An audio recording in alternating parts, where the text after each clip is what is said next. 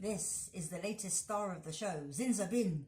So this is what I'm going to put on that copper radiator pipe, and it'll stop that green, you know, the funny effect that comes through. It'll stop that happening. So this one is great for that. This one is also great for all sorts of other things. It doesn't just get rid of the green stuff on copper and blocks it in.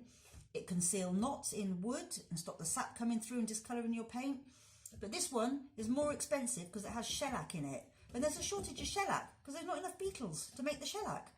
So this one's more expensive, so only use it where you need it. Even though you could use it on all your woodwork, it's quite an expensive way of doing it.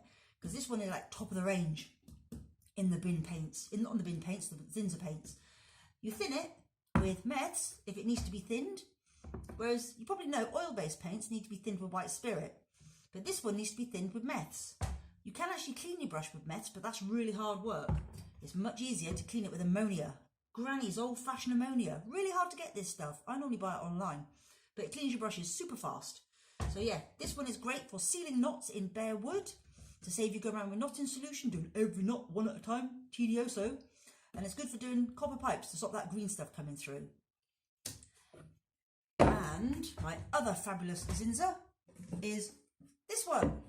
Zinsser 123 Plus. And I'm now using that on all the woodwork because I'm going from an old oil-based system to a water-based system, and I don't want to rub down excessively to get a key because this is another magic paint. It literally etches itself on and sticks to the old oil-based paint system without you having to rub down.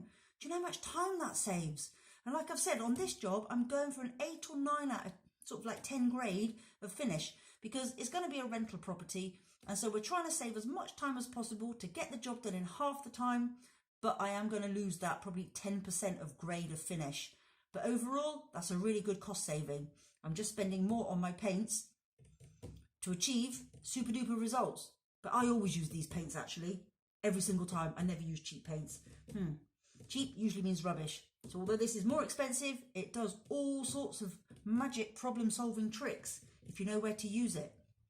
I can't recommend Zinsser enough, and I don't even get paid by Zinsser. Can you believe that? I need to look into that. Yes, I do. Catch you in the next video.